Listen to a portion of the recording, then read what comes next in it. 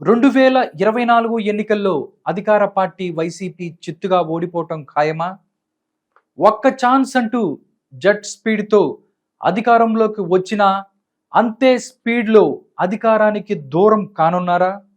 ఆంధ్రుల record ఓటింగ్తో YCP pan రెక్కలు విరిగిపోనున్నాయా అంటే అవుననే సమాధానం వినిపిస్తోంది.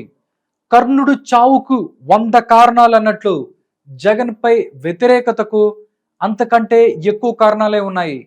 తెలంగాణ మాజీ సీఎం కేసీఆర్ మాదిరిగా నియంత పోకడలు, ఇష్టం వచ్చినట్లుగా బటన్ నొక్కటాలు, బాబాయిపై గొడ్డలి పోటు, సొంత చెల్లెళ్ళ తిరుగుబాటు, దేశ రాజకీయాల్లో చక్రం తిప్పిన చంద్రబాబును జైలు పాలు చేయటం, పవన్ కళ్యాణ్ పెళ్లిళ్లపై బహిరంగ విమర్శలు, ఇలాంటి అంశాలు సీఎం జగన్ను అధికార పీఠానికి దూరం చేయబోతున్నాయా అనే విమర్శలు ఏపీ రాజకీయాల్లో ప్రముఖంగా వినిపిస్తున్నాయి.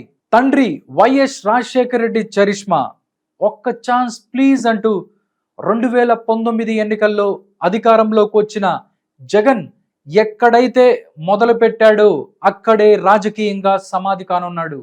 టీడీపీ అధినేత నారా చంద్రబాబు నాయుడు ఒక మంచి కాన్సెప్ట్తో ప్రజా సమస్యల పరిష్కారం కోసం ప్రజా వేదికలు నిర్మిస్తే అధికారంలోకి వచ్చిన జగన్ మొదటి చర్యలోనే ప్రజా వేదికలను కూర్చి తన అరాచక పాలనం మొదలుపెట్టి సైకో పాలనకు గ్రీన్ సిగ్నల్ ఇచ్చాడు. ఏ అధికారంతో కూల్చుడు మొదలు పెట్టాడో అదే స్థాయిలో ఏపీ ప్రజలు జగన్ ప్రభుత్వాన్ని కోల్చబోతున్నారు. అందుకే ఈ తాజా ఎన్నికలే నిదర్శనంగా నిలవబోతున్నాయి. అమ్మకి అన్నం పెట్టలేనోడు పిన్నమ్మకి బంగారు గాజులు చేయిస్తానన్నాడంట. అలాగే అమరావతి రాజధానిలో ఒక్క ఇటుక కూడా పెట్టలేని జగన్, చంద్రబాబు పూర్తి చేసిన భవనాలు వాడుకోలేని జగన్ 3 రాజధానులు పెట్టి ఉద్ధరించేస్తారని ప్రగల్భాలు పలికాడు. అమరావతిలో విధ్వంసం ప్రారంభించాడు. ప్రజా రాజధానికి భూములిచ్చిన వేల మంది రైతుల గుండె పగిలింది. రాజధానుల పేరుతో రాక్షస క్రీడకు తెరదీసిన జగన్ నాటకానికి 50 మందికి పైగా అన్నదాతలు, భూదాతలు బలయ్యారు. ఈ అంశమే టీడీపీ అధినేత చంద్రబాబుకు పొలిటికల్ మైలేజ్గా ఉపయోగపడింది. గత ఎన్నికల్లో కేవలం 23 సీట్లు దక్కించుకున్న చంద్రబాబుకు అమరావతి అంశం రాజకీయంగా లబ్ధి చేకూర్చేలా జగన్ వ్యవహరించటం ఏపీ రాజకీయాలని మలుపు తిప్పినట్టయింది. ఎప్పుడు ఏదో అంశంలో చంద్రబాబును ముప్పు తిప్పలు పెట్టిన జగన్ వ్యవస్థలను ఉపయోగించి స్కిల్ డెవలప్మెంట్ కేసులో ఇరికించి చంద్రబాబును జైలు పాలు చేశాడు. దాదాపు 53 రోజుల పాటు చంద్రబాబును రాజమండ్రి జైలుకే పరిమితం చేశాడు జగన్. ఈ అంశం కూడా చంద్రబాబుకు రాజకీయంగా పెద్ద బూస్టప్ ఇచ్చింది. జగన్ వ్యతిరేకతను క్యాష్ చేసుకుంటూ తెలుగువారి ప్రయోజనాల కోసం ప్రాణ త్యాగానికైనా సిద్ధమని తెలుగుదేశం పార్టీ జాతీయ అధ్యక్షుడు నారా చంద్రబాబు నాయుడు అప్పట్లో ట్వీట్ చేయటం తెలుగు ప్రజలనే కాకుండా దేశ ప్రజలను కదిలించింది. రాజకీయ కురువృద్ధుణ్ణి అరెస్టు చేసి రాక్షసానందం పొందిన జగన్పై అటు ప్రజల్లో ఇటు రాజకీయ శ్రేణుల్లో తీవ్ర వ్యతిరేకత వ్యక్తమైంది. చంద్రబాబు అరెస్టు విషయంలో ఊహించని విధంగా లబ్ధి పొందింది తెలుగుదేశం పార్టీ.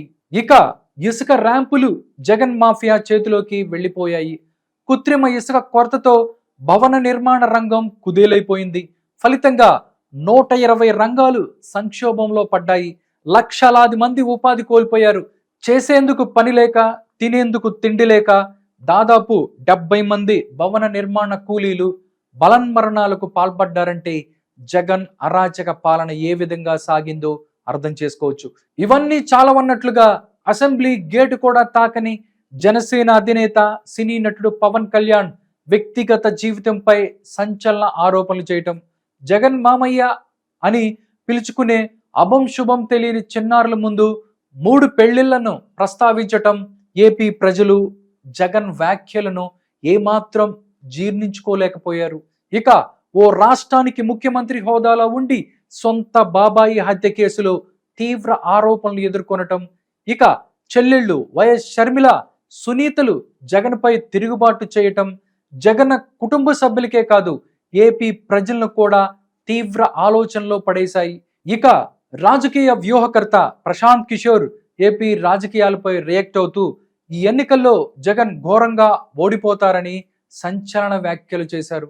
ఎన్నడూ లేని విధంగా దేశవ్యాప్తంగా ఉన్న ఏపీ ఓటర్లు తమ ఓటు హక్కు కోసం కదిలి వస్తుండటంతోనే అందరికీ అర్థమైంది ఆంధ్రప్రదేశ్లో యాంటీ ఇన్కంబెన్సీ ఉంది, అక్కడ జగన్ ఓడిపోబోతున్నాడు, ఆంధ్ర ప్రజలు జగన్ కి బాయ్ బాయ్ చెప్పేసినట్టే అంటున్నారు రాజకీయ ప్రముఖులు.